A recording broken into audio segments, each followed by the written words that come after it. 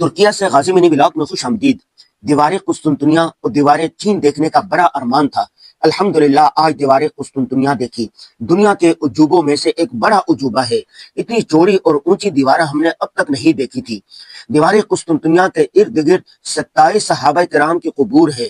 وہ برج بھی دیکھا جس پر چڑھ کر سلطان محمد فاتح نے قسطنطنیہ فتح کر کے آپ صلی اللہ علیہ وسلم کی عظیم بشارت کے مستحق ٹھہرے۔ تھک ہار کے استنبول کے قہوہ خانوں میں جا بیٹھے۔ یہاں کے قہوہ خانے پوری علمی اور تفریحی بیٹھک ہوتے ہیں۔ گولڈن ہارن بھی گئے۔ یہ خلیج ہے جو استنبول کے درمیان سے گزرتی ہے اور شہر کی رونق میں بے پناہ اضافہ کر دیتی ہے۔ غلاٹہ ٹاور بھی دیکھا۔ مسجد مہرومہ خلیفہ سلیمان قانونی نے اپنی بیٹی کے نام سے بنوائی تھی۔ اس کی داستان سن کر بھی آپ خوش ہو جائیں گے۔ حضرت کعب بن مالک رضی اللہ تعالیٰ عنہ کی قبر پر جا کے فاتحہ خوانی کی۔ UDEF کے نام سے ترکی میں پڑھنے والے دنیا بھر کے اسٹوڈنٹ کی تنظیم ہے۔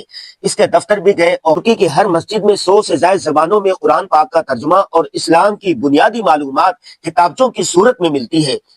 QR کوڈ سے اسکین بھی کر سکتے ہیں یہ ساری کتابیں۔ دوست نرمی کے ساتھ رات کا کھانا 2 مختلف جگہوں پر کھایا۔